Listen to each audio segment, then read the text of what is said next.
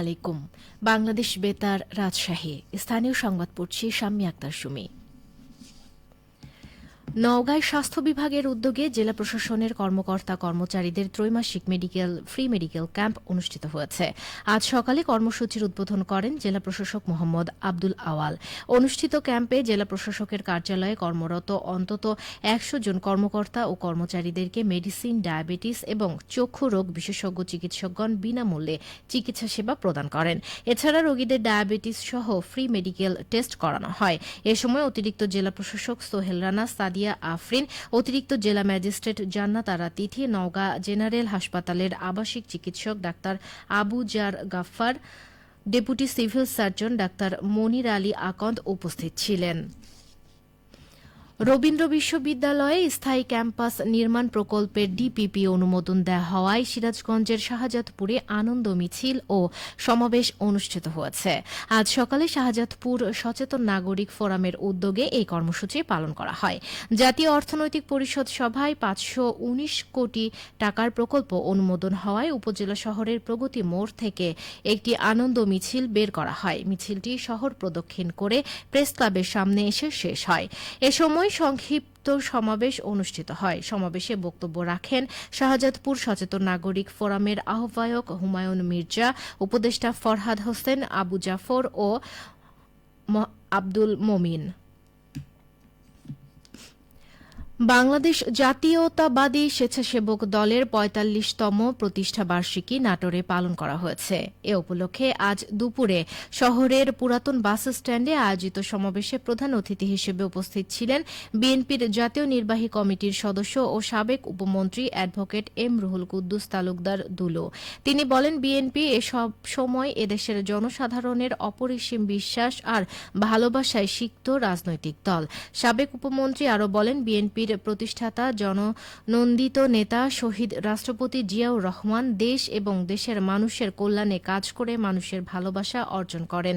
তাঁর যোগ্য উত্তরসূরি বেগম খালেদা জিয়া এবং তারেক রহমানের নেতৃত্বে দেশের গণতন্ত্রের উত্তরণ ঘটবে, দেশের উন্নয়ন হবে।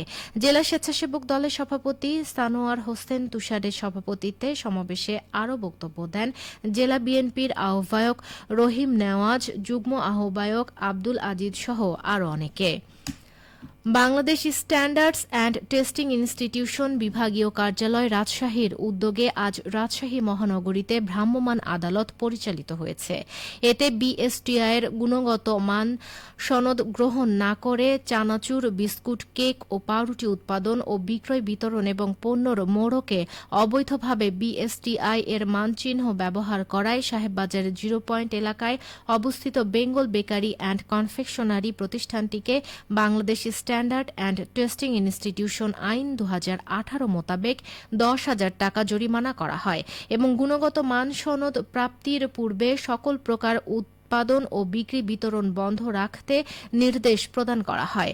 রাজশাহী জেলা প্রশাসনের বিজ্ঞ নির্বাহী ম্যাজিস্ট্রেট অয়ন ফারহান শামস এর নেতৃত্বে পরিচালিত মোবাইল কোর্টের প্রসিকিউটর হিসেবে দায়িত্ব পালন করেন বিএসটিআই বিভাগীয় অফিস রাজশাহীর সার্টিফিকেশন মার্কস উইং এর কর্মকর্তা প্রকৌশলী জুনায়েদ আহমেদ। জনস্বার্থে বিএসটিআই রাজশাহীর এ ধরনের অভিযান নিয়মিতভাবে অব্যাহত থাকবে। পাবনার আতাইকুলা এলাকায় অস্ত্র তৈরির আস্তানায় অভিযান চালিয়েছে পুলিশ। ওই কারখানা থেকে রিভলভার সহ বিপুল পরিমাণ অস্ত্র তৈরির সরঞ্জাম উদ্ধার করা হয়েছে। এ সময় ২ জনকে আটক করা হয়েছে। আজ ভোর রাতে আতাইকুলা থানার লক্ষ্মীপুর ইউনিয়নের চতরা বিল এই অভিযান চালানো হয়।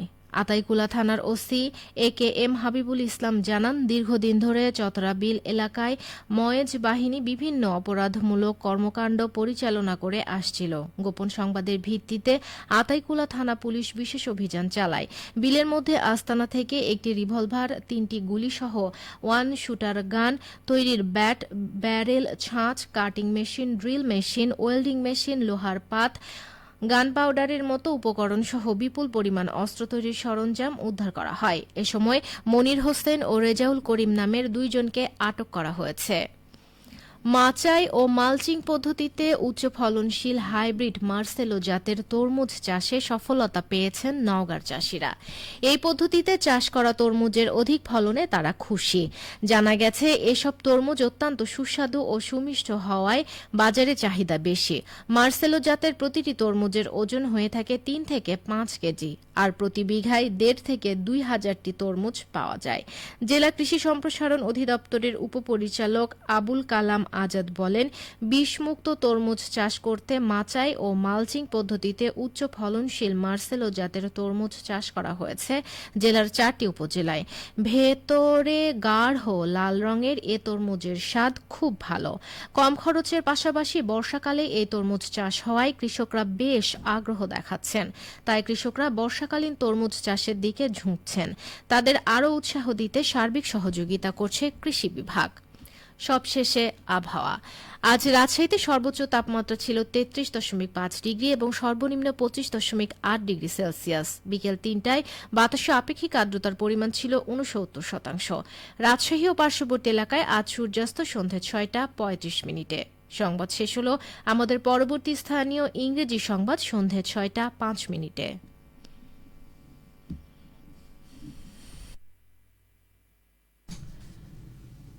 বাংলাদেশ বেতার, রাজশাহী।